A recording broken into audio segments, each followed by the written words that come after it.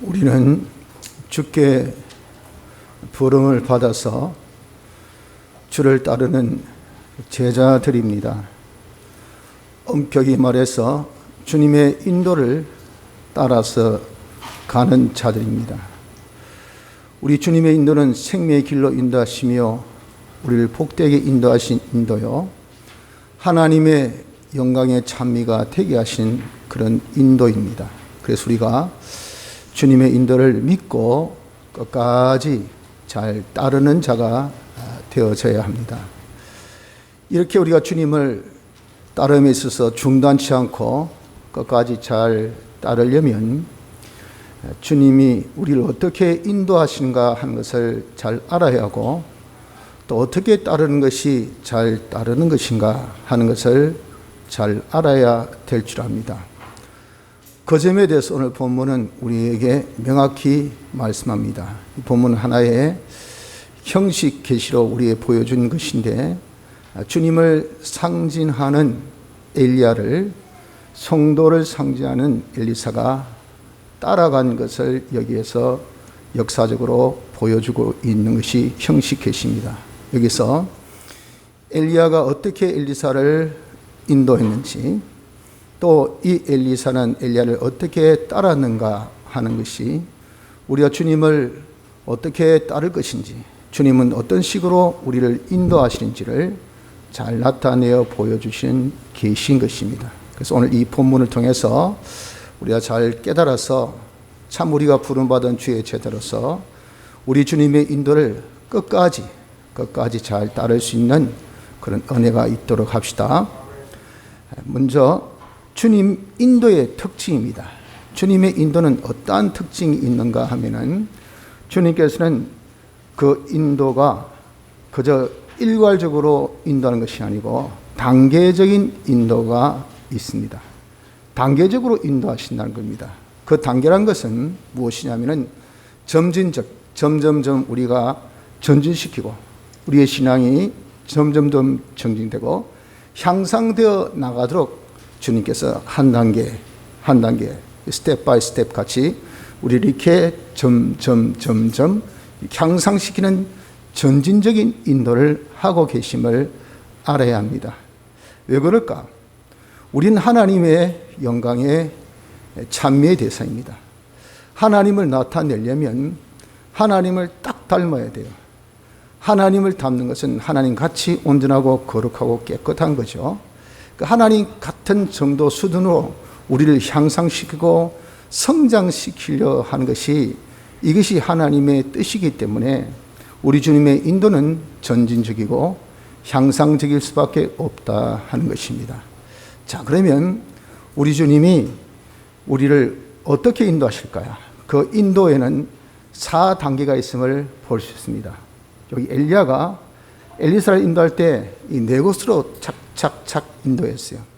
그 인도가 주님이 우리를 인도하는 한 단계라 하는 겁니다.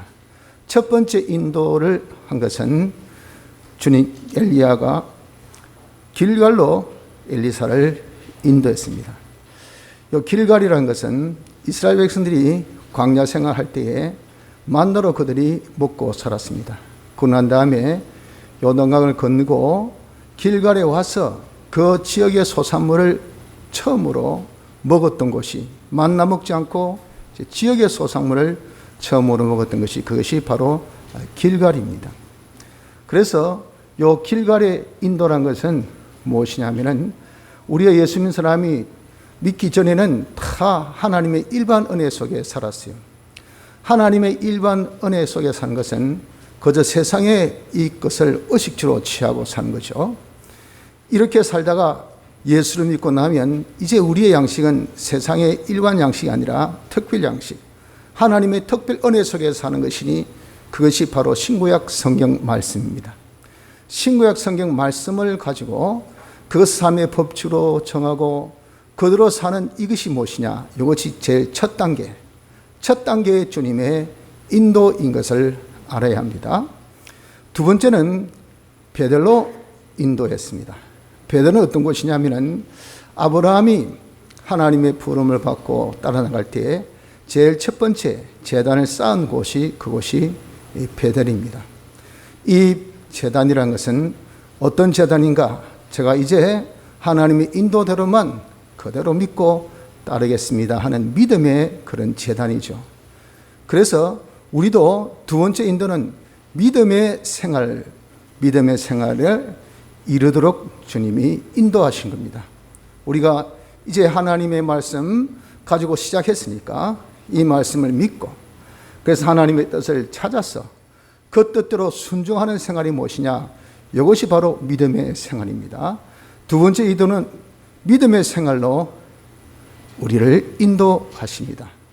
여기서부터 이제 방해가 있기 시작했어요. 선지자의 생도들이 이 엘리사에게, 야, 너 선생님, 너 머리 위로 하나님께서 취하실 줄 모르나? 네가 여기에 있으라. 여기 머물라. 가지 마라. 하고 방해가 있었던 겁니다. 우리도 이렇게 이제 믿음 생활을 시작을 하면요, 세상에 여러 가지 방해와 세상에 여러 가지 참 이 유혹들이 있습니다. 즉, 야, 과거같이 속화적으로 세상적으로 편하게 또 안일하게 이렇게 우리와 더불어 같이 살자. 그래도 뭐 예수 잘 믿는다. 편하게 예수 믿어도 상관없다 하는 그런 유혹이 있다 하는 겁니다.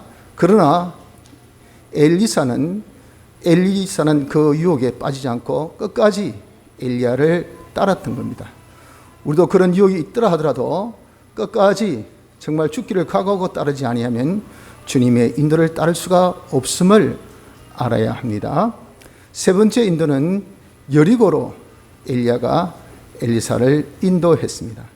여리고는 가나안 땅 정복할 때 제일 첫 정복의 성인데, 이 성은 실로 견고하여서 난공불락의 성입니다.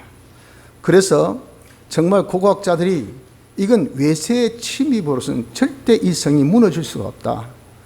그렇기 때문에 안에 내부의 반란을 통해서 이것이 정말 무너진 거지, 이건 하나님 성경 말씀같이 주위를 성을 뺑글뺑글 돌아가지고 그 성이 오르락 무너져가지고 이렇게 이게 아니다 라고 강하게 주장하는 바로 그 부분입니다. 왜?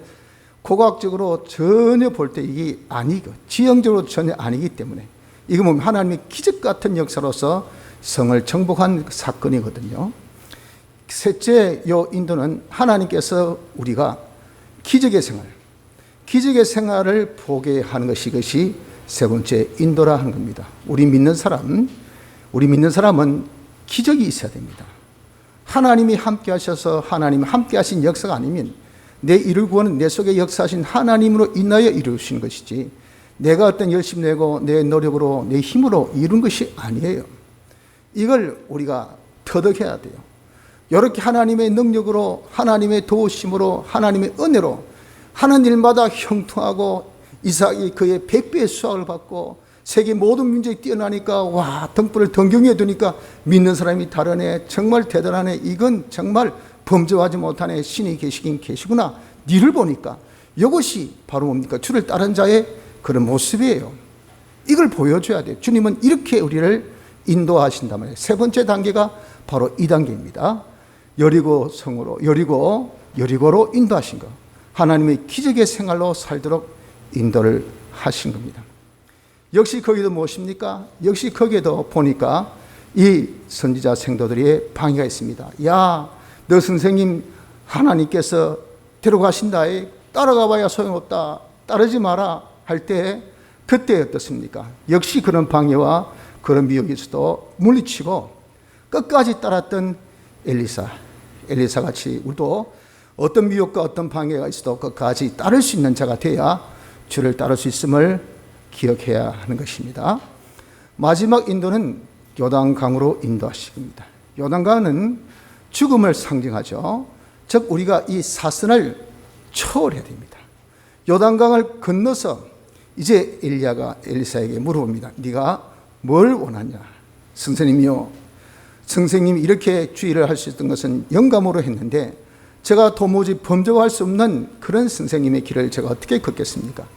선생님 가지신 그 영감의 갑절의 은혜를 저에게 주옵소서 하고 영감을 구하고 그 영감을 받게 됐던 것은 이 사선, 죽음을 초월한 여기에서 요단강을 건넌 거기에서 나타났다는 겁니다.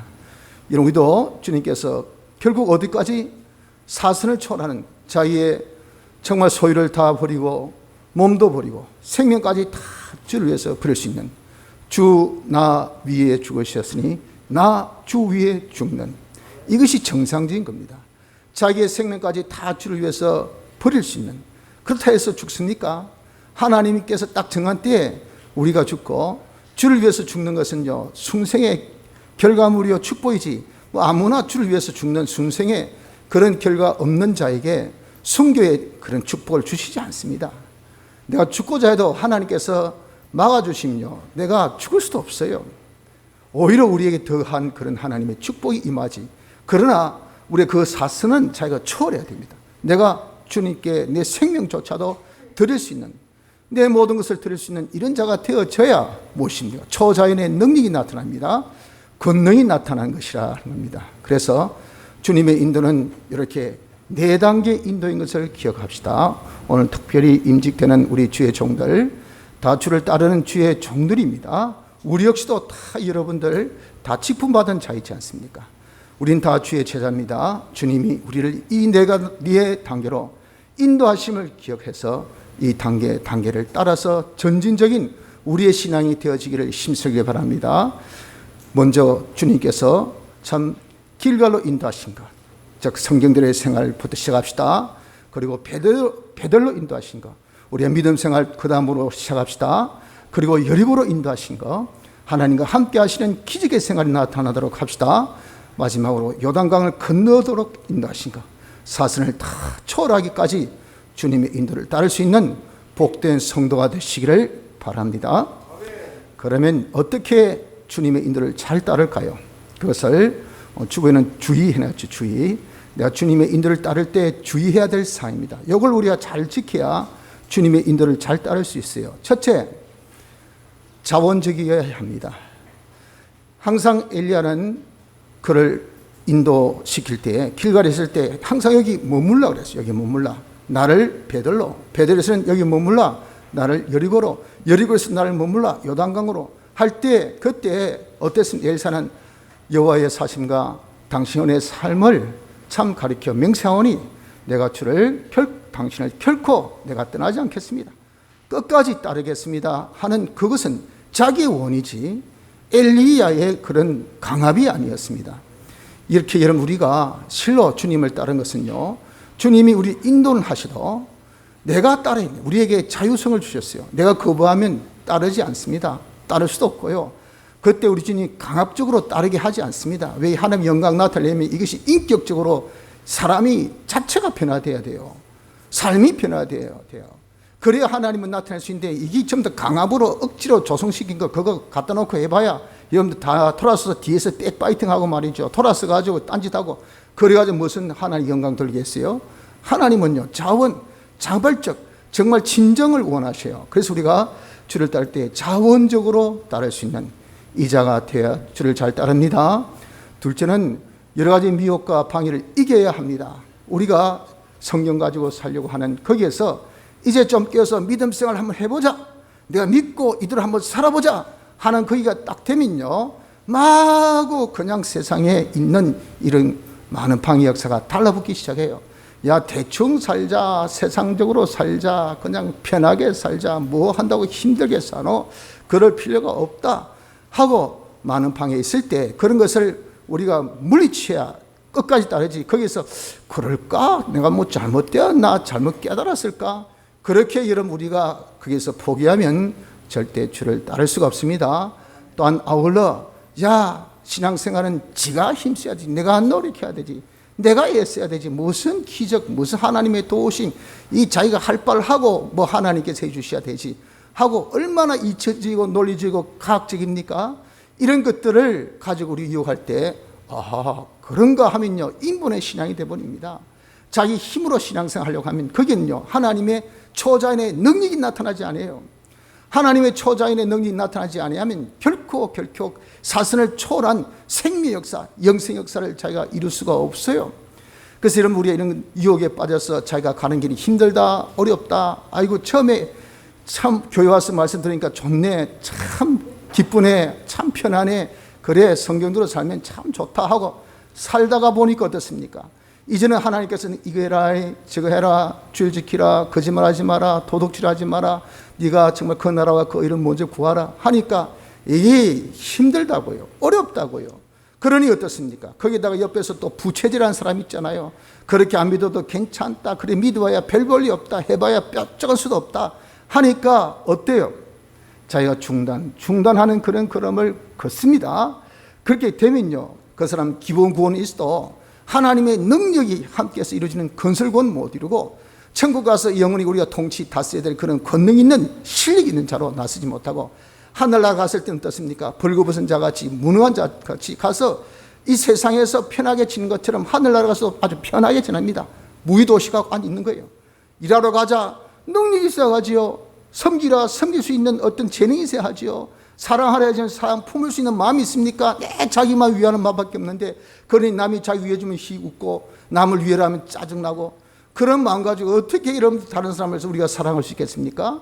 그러니 하늘나라 가서 사랑만 받고 위안만 받고 대접만 받고 높임만 받고 따뜻거림만 받고 주는 것만 받아먹고 지 할 일은 없고, 지는 무의도식 편안하게 영원토록 그냥 사는 거예요. 그것을 두고 벌거벗은 자같이 아주 부끄러운 구원 얻은 자가 되는 것은 이 세상 살 때 탈선해서 편안하게 예수 믿으니까, 쉽게 예수 믿으니까, 이러니까 이런 하늘나라에서 행한 대로 그대로 갚으시는 하나님 역사의 결과인 것을 알아야 합니다.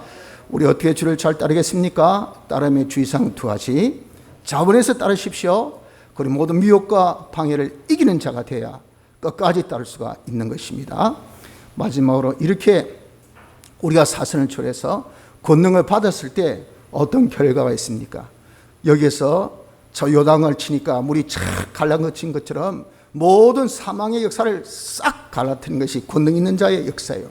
이 모든 사망의 선을 갈아타서 이 세상에서 많은 사람들이 생명의 역사를 가지도록, 생명의 역사는 무엇입니까? 예수님의 피대로 사는 것이고 성령대로 사는 것이고 진리대로 사는 것이고 하나님 향한 영생의 소망으로 사는 그 생활은 심신의 기능이 다 영생, 이 생명이에요. 생명. 모든 그 사람이 날로 후패되어지는 사망 아래에서 다 사는 그들에게 이 권능 가지고 근하면 말이죠. 아, 그렇습니까? 내가 진리대로 살아야 되죠. 영감대로 살아야 되죠. 내가 죄짓지 않고 삽시다. 하나님 뜻대로 내가 살겠습니다. 하나님을 거역지 않고 살겠습니다. 하나님을 점점 내가 닮는 것을 소망하며 살겠습니다 하니까 어떻습니까? 자기의 이 죽을 기능들이 팍팍팍 살아나는 영생의 생활을 할 수 있는 그런 인도할 수 있는 것이 뭐냐? 이 권능 있는 자의 인도라고 말입니다. 이 사슬을 초월해서 권능 받으니까, 야, 우리 이제 진리대로 한번 살아보자. 그래서 복 받자. 우리 영감대로 살아서 하나님의 그런 주신 축복으로 우리 한번 살아보자. 이 땅이 전부가 아니잖아. 우리의 이 땅에 있는 거 다 썩어질 것, 이것을 전부 다 영생의 것을 우리가 바꿀 수 있는데 하는데, 이게 귀에 콕콕 꼽힌다. 마음에 콱콱 와닿는다 말이야. 그리고 그것으로 변화되어서 그대로 살 수 있는 사람이 되는 것은 뭐냐? 권하는 사람이 능력이 있으니까, 권능이 있으니까, 성령의 충만함이 있으니까 그런 결과가 나타난다는 것을 말씀한 겁니다. 이번에 권사에 임직하신 여러분들이 이런 권능 있는 종이 되기를 바랍니다. 여기 있는 우리 모든 성도들도 그런 권능 있는 종이 되기를 바랍니다. 우린 주를 따르면서 많은 사람을 주께로 또 따르도록 인도하는 인도자 역시 있습니다. 그때 우리는 이렇게 사선을 초난 시간을 통해서 성령의 권능을 받아서 모든 사망선을 다 깨뜨리고 영생의 구원을 이룰 수 있도록 인도할 수 있는 권능이 있기를 바랍니다. 또 하나는 소금으로 그 쓴물을 다 취해서 다물되어서 그 소산물이 나지 않는 그런 결실 없는 땅을 결식케 한 것이, 그것이 바로 권능의 역사였습니다. 여러분들, 이렇게 소금은 희생이죠.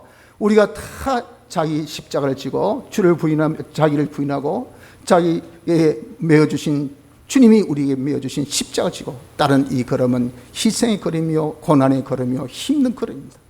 이런 걸음을 우리가 걷는 거기 위해서 자기가 하나님께 이제 뭘 받습니까? 사슬을 초월한 생활을 통한 권능 받으면 마구 그 땅 다 결실 없는 그런 독소만 가득 차 있는 그런 독소를 다 치유케 한다면 치유의 능력이 있습니다. 보니까 저 사람 죽으라 이래도 아무 결실이 없어. 성진이 있나 무슨 행복이 있나 기쁨이 있나 만족이 있나 삶에 아무런 영육간에 결실 없는 그런 자들이 다 왜 그렇습니까? 속에 죄악된 요소, 독소가 있기 때문에 독소.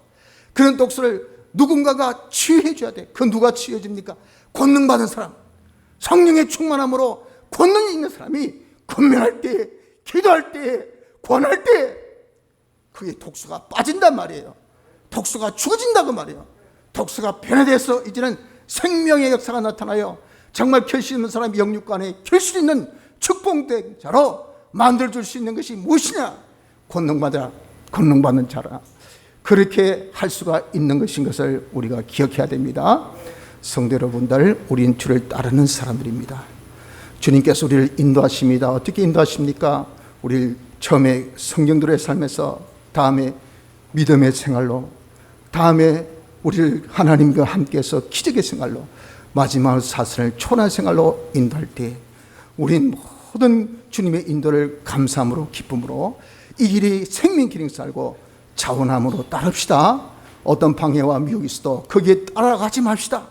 그래서 우리가 중단한 자가 되지 말고 끝까지 주를 따라서 정말 사슬을 초월할 수 있는 여기까지 따름으로 권능받아서 많은 사람을 영생의 구원을 이루게 하고 그들을 정말 영육간의 결실을 맺게 해줄 수 있는 권능 있는 종으로 다 변화될 수 있는 축복이 이 시간 우리 모두에게 있으시기를 바랍니다.